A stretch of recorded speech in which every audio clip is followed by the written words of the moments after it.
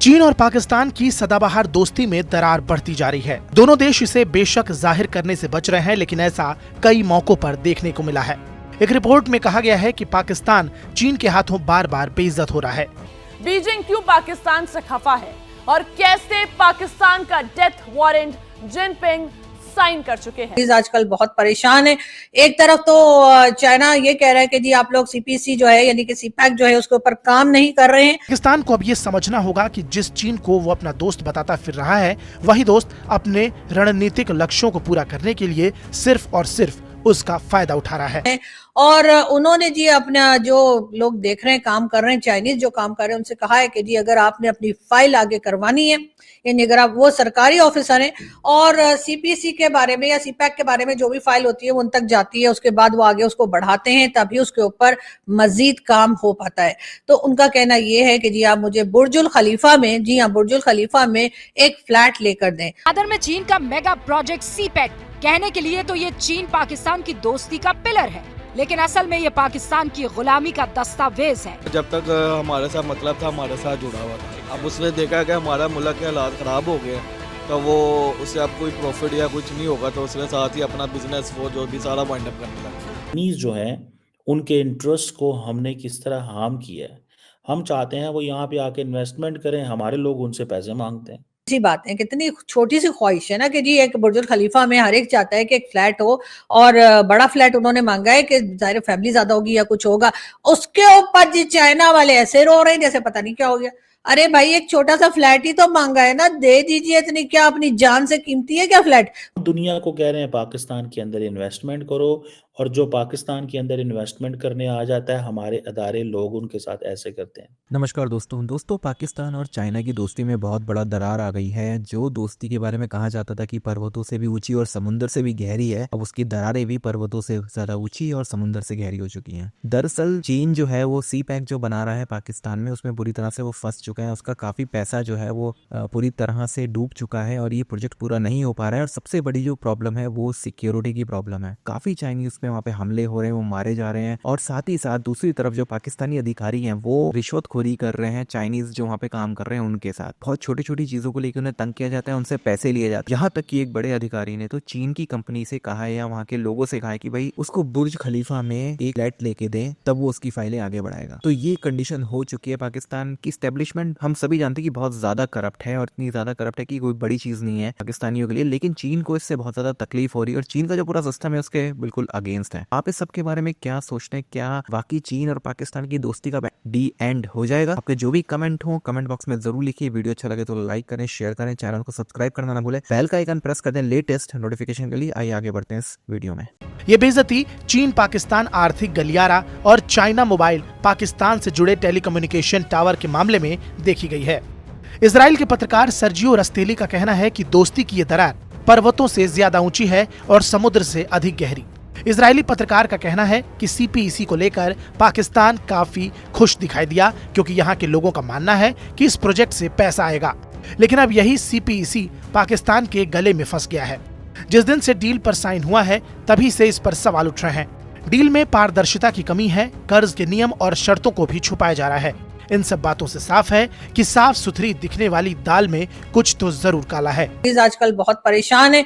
एक तरफ तो चाइना ये कह रहा है कि जी आप लोग सीपीसी जो है यानी कि सीपैक जो है उसके ऊपर काम नहीं कर रहे हैं। दूसरी तरफ जी बताया ये भी गया है कि चाइना के 7 प्रोजेक्ट्स में जो लोग काम करने के लिए आ रहे हैं, यानी जो चाइनीज आए हैं, उन्होंने जी बिल्कुल हमारे जो कोर्ट्स हैं उसमें अपने लिए एक दरखास्त दी है। उन्होंने एक अपील की है। उनका कहना ये है चाइनीज वर्कर्स का जो कराची में यानी सिंध में काम कर रहे हैं कि जी उनको वहां की पुलिस जो है वो डरा धमका रही है, उनसे भत्ता ले रही है। उनको जहां पे वो रहते हैं, जाहिर हर कोई जो है होटल में तो नहीं रहता ना, कुछ लोग घर में भी रहते हैं, तो जी उनको कहा जा रहा है कि वो बाहर से जी उनको ताला लगा दिया जाता है जब उनको घर में पहुंचा देते हैं और वो बाहर नहीं निकल पाते। उसके साथ साथ उनसे भत्ता लिया जा रहा है, उनको डराया धमकाया जा रहा है, उनसे पैसे छीने जा रहे हैं।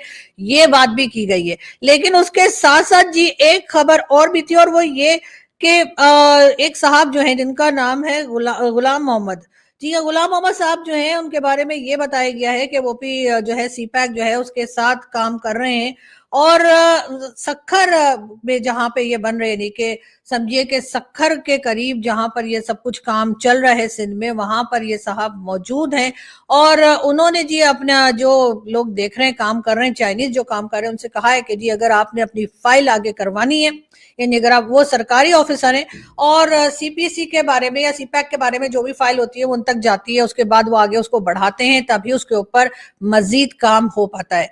तो उनका कहना ये है कि जी आप मुझे बुर्जुल खलीफा में, जी हाँ बुर्जुल खलीफा में एक फ्लैट लेकर दें, और उसका साइज भी उन्होंने फ्लैट का बताया है कि कितने स्क्वायर फीट का होना चाहिए, वो भी उन्होंने बता दिया है। अब मुझे ये बताइए कि छोटी छोटी सी बातें, कितनी छोटी सी ख्वाहिश है ना कि जी एक बुर्जुल खलीफा में हर एक चाहता है कि एक फ्लैट हो, और बड़ा फ्लैट उन्होंने मांगा है कि जाहिर फैमिली ज्यादा होगी या कुछ होगा, उसके ऊपर जी चाइना वाले ऐसे रो रहे हैं जैसे पता नहीं क्या हो गया। अरे भाई एक छोटा सा फ्लैट ही तो मांगा है ना, दे दीजिए, इतनी क्या अपनी जान से कीमती है क्या फ्लैट? मतलब अपनी जान बचाइए, वो ज्यादा है पैसे का क्या है, फिर कमा लेंगे, उसमें कौन सी इतनी टेंशन है। लेकिन खैर क्या करें, चाइना वालों को भी ना शी जिनपिंग जो है उनको समझ कुछ नहीं आती है। तो जी शी जिनपिंग जो है, उनके लोग जो हैं वो जो यहाँ पर सिंध में काम कर रहे हैं, उनको वहां पर ही सीपीसी में काम करने वाले, सीपैक में काम करने वाले गुलाम मोहम्मद साहब जो है, उनका कहना ये है कि जी आप जो यानी कि सक्खर के करीब ये जहां पर मौजूद है, उनका कहना ये है कि जी बुर्जुल खलीफा में उनको एक अपार्टमेंट चाहिए। वाह कितने मतलब प्यारे प्यारे सपने, लेकिन ये मुंदरी लाल के सपने नहीं है, मुंगरी लाल है, सॉरी मुंगरी लाल के सपने नहीं है, ये वो सपने जो पूरे भी हो जाते हैं। मुझे लगता है कि सपना भी उनका पूरा होने वाला है और बहुत जल्द हो जाएगा।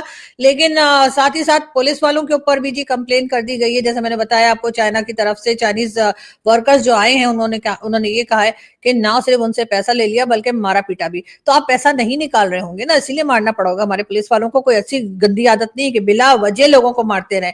लेकिन ये जरूर है कि अगर आपसे कहा जा रहा है पैसा निकाल दो, तो पैसा निकाल दिया करें ना। मतलब अपनी जान ज्यादा प्यारी है या पैसा ज्यादा प्यारा है? पैसे का क्या है, पैसा आप फिर कमा लेंगे। हमारी तरह तो है नहीं ना कि आपको मांगना पड़ेगा। आप लोग तो खाते कमाते लोग हैं, आप लोग तो काम करते हैं तो फिर कमा लेंगे। लेकिन अगर जान ना रही तो फिर क्या करेंगे? तो इसलिए मैं तो चाइना से जितने लोग भी आ रहे हैं, जितने वर्कर्स आ रहे हैं, मैं तो सबको यही कहूंगी, अपनी जान बचाइए और पैसे ढीले कीजिए। तो उससे ज्यादा जो है वो बेहतर काम नहीं हो सकता। लेकिन बहरहाल अब देखते हैं कि लोगों को कुछ समझ में भी आता है कि नहीं। असल में कुछ लैंग्वेज का भी प्रॉब्लम है ना, हम लोग कोई बात करते हैं, इनको कुछ और समझ में आता है। लेकिन सर्जियो रस्तेली का कहना है कि सीपीईसी से पाकिस्तान के लिए पैदा हो रहे संकट की लिस्ट काफी लंबी है। इसका सबसे बड़ा उदाहरण हाल ही की ये घटना है। चीन की सरकार ने पाकिस्तान से उन चीनी कर्मियों और इंजीनियर्स के परिवारों को मुआवजे के तौर पर $38 बिलियन देने को कहा, जिनकी इसी साल 14 जुलाई को एक बम धमाके में मौत हो गई थी। इजरायली पत्रकार का कहना है कि पाकिस्तान के गले में पड़ा आर्थिक बोझ का फंदा हर दिन टाइट हो रहा है। चीन सुरक्षा चिंताओं और निवेश पर रिटर्न में देरी के कारण पाकिस्तान में बड़ा निवेश करने से बच रहा है। चीन ने अभी तक 3 हाईवे प्रोजेक्ट्स के लिए फंडिंग को मंजूरी नहीं दी है, जिसकी वजह से पाकिस्तान सरकार पर हाईवे की लागत को लेकर बड़ा बोझ बढ़ रहा है। पाकिस्तान को अब ये समझना होगा कि जिस चीन को वो अपना दोस्त बताता फिर रहा है, वही दोस्त अपने रणनीतिक लक्ष्यों को पूरा करने के लिए सिर्फ और सिर्फ उसका फायदा उठा रहा है। दुनिया को कह रहे हैं पाकिस्तान के अंदर इन्वेस्टमेंट करो, और जो पाकिस्तान के अंदर इन्वेस्टमेंट करने आ जाता है, हमारे अदारे लोग उनके साथ ऐसे करते हैं। हम कह रहे हैं सीपैक में इन्वेस्टमेंट करो। मैं इस सिचुएशन से वाकिफ़ हूँ। ये जो चाइनीज़ ने कंप्लेन की है, ठीक है, उनकी सिक्योरिटी को ख़तरा है, लेकिन वो कह रहे हैं अनलॉफुली हमें रिस्ट्रिक्ट किया जाता है कि बाहर नहीं जाना, ये हो जाएगा, वो हो जाएगा। फिर एक्सटॉर्शन भी लेते हैं, भत्ता लेते हैं उनसे। मतलब आपने चाइनीज़ को क्या समझा हुआ है?